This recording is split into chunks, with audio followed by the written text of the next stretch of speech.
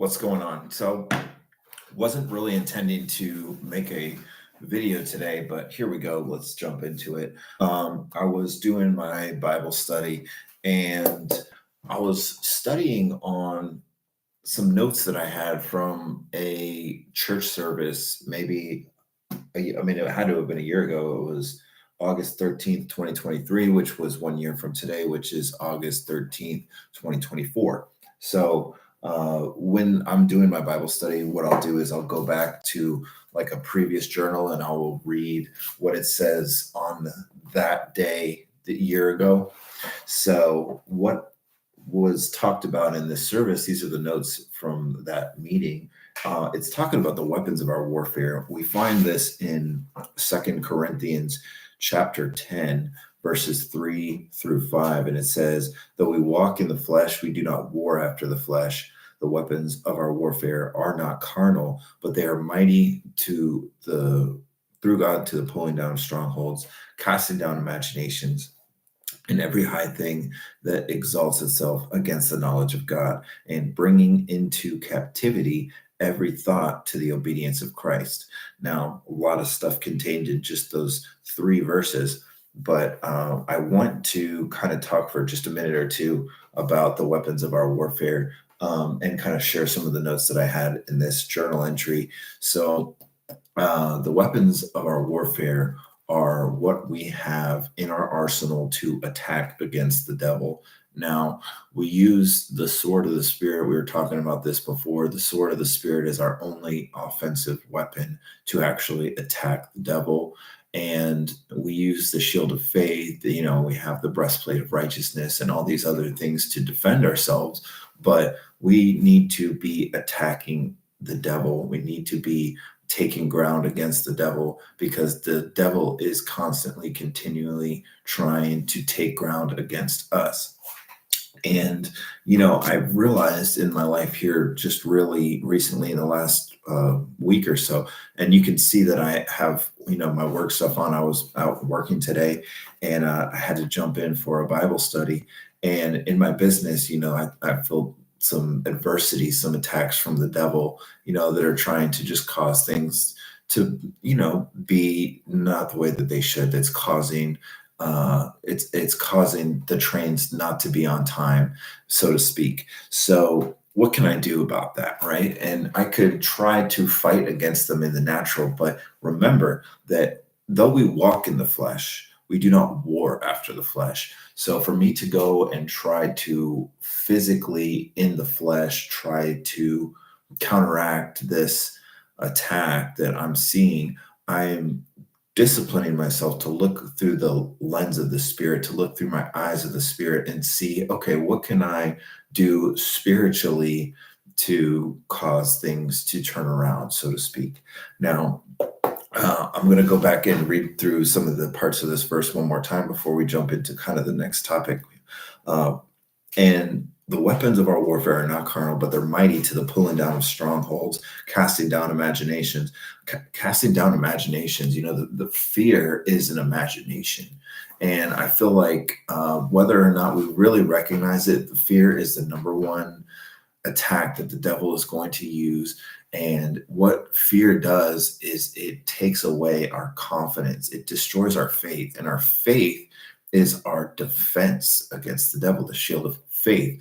A faith is the number one defense. Like, yes, we might have a breastplate of righteousness, and we might have our shoes shod with the gospel of peace, but the shield is what we're putting in front of us before any of those other things come into play. We have the shield of faith that is up in front of us, that is protecting us against the attacks of the devil. And what happens when you have fear is it takes away your shield.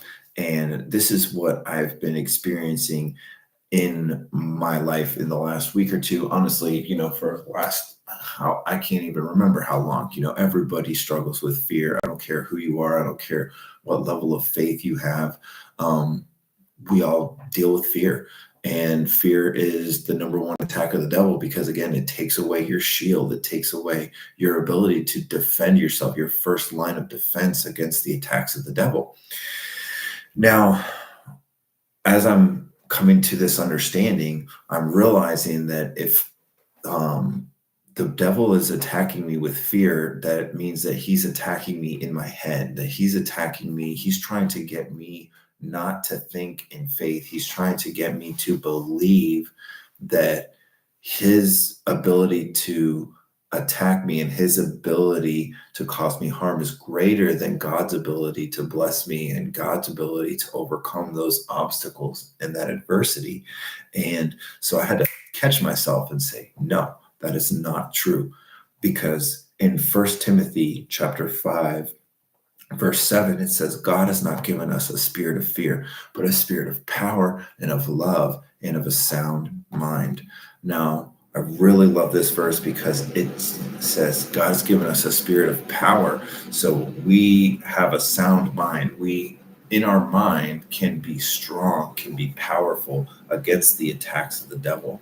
And I'll reference a verse in Joshua chapter 1, which says, be strong and courageous because the Lord your God is with you wherever you go. And it talks about if you study and meditate the book of the law or the Bible, and you're careful to do everything that it says, that you will find your way prosperous and successful. Prosperity, success, those are things that I aspire to be able to have and that I'm continually working toward, not just in my business, but also in my marriage and in my, physical fitness and all the different things that I am involved in. So those are important to me. And I understand that the more that I get into the word and the more that I begin to make the word actionable and follow what it says, then I'm going to be able to have those things. Going back to the weapons of our warfare and what we're talking about, he's saying that we have to be strong, we have to be courageous. It takes strength and it takes courage to be able to say, even though in my mind I'm afraid or I believe in the devil's ability to be able to hinder my growth, my progress, to be able to attack me and have these physical things coming against me, I believe that the Lord is going to be able to overcome those things.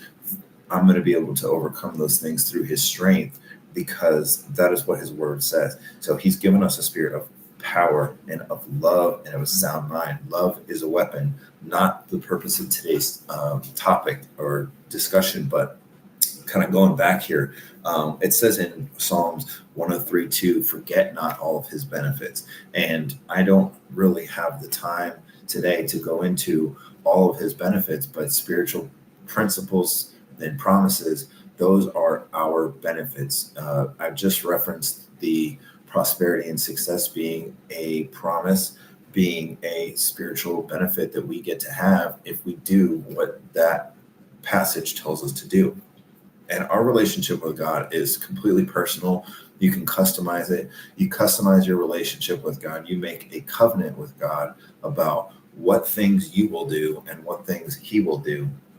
And I made a video, I haven't posted it yet, just a little short that says that, God won't do your part and you cannot do his part. And his part is to do if you think about the Bible as like a legal, it's like a record of all of the spiritual practices over the years, and you say that, okay, well, this is what he did for David.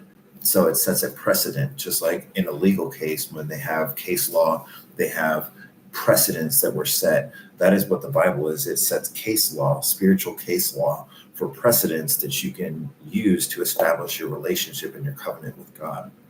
Now, I really want to try to get a good description of exactly what's in my head around this topic, and I keep getting kind of sidetracked. But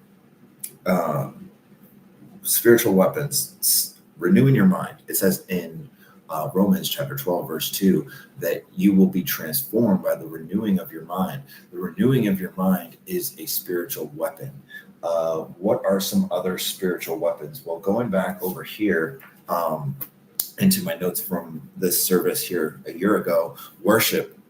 Worship is a weapon of your warfare. Humility is a weapon of your warfare. Forgiveness is a weapon of your warfare. The law of confession is a weapon of your warfare. And remember, the weapons of our warfare are not carnal. So, they're not swords and spears and guns and knives. The weapons of our warfare are things that we do. That is a really good way of thinking about it. Studying God's word is a weapon of our warfare, and humbling ourselves under God's direction and submitting ourselves to Him is a weapon of our warfare. Because if you think about it, like we're in war, and God is the general, and the general knows what the plan of attack is, and he knows the things that you need to do in order to get where you need to go. Think about it in like a capture the flag type of scenario. You need to have a route, you need to have a plan to be able to sneak through and to be able to get that flag and to be able to bring it back. Well, when you're doing that, the general has the map, and the general knows where he's putting everybody, and all you have to do is you have to talk with him, and you have to commune with him, and you have to figure out, okay, what is the plan? Where am I supposed to go in order for us to achieve this? And without getting too much into it, I thought that it was worth making a quick video just to talk about the weapons of our warfare. Like if you're experiencing adversity and you're experiencing challenges, you're going through some conflicts right now, you're not alone. Everybody is. Whether or not you recognize it in other people, we are all going through challenges. We're all going through adversities. And the weapons of our warfare are the way that we're going to get through those adversities and the way that we're going to overcome those challenges. And it's not going to be by lashing out in anger. It's not going to be, I'm going through this issue right now with one of my insurance companies, and they're just being really, sticky about something. They're just, they're withholding a document that I need because, of XYZ, without getting too much into it. And, I was on the phone with the service department yesterday for probably 40 minutes trying to figure it out. And I was just getting annoyed, and I was trying, to try to resolve this thing in the flesh. And, she's just, on the other end of the line, just not able to do anything, not able to put me on the phone with somebody else that I can talk to. And I just, I ended up hanging up on her, and I had to, kind of repent for that because I was just annoyed, and I didn't want to project that any further onto her. But I'll tell you right now that the weapons of our warfare are not carnal, and that type of, response is something that would be a carnal response. We need to be responding in the spirit. We need to be trying to not only responding in the spirit, but we need to be, before we even get to the point where we have to respond, we want to have built up a defense. Another weapon of our warfare would be prayer. I'm a big advocate of being prayed up at all times. So prayer is another great weapon of our warfare. But I would encourage you, the only way you're going to find out any of this stuff is by getting in the word and understanding what are the things that I can do in order to counteract fear, in order to counteract the adversity that I'm seeing in my life. Sowing and reaping is definitely a weapon of your warfare. Tithing, which is separate from sowing and reaping, is another great weapon of the warfare. And I'll just say it again, that God won't do your part, and you cannot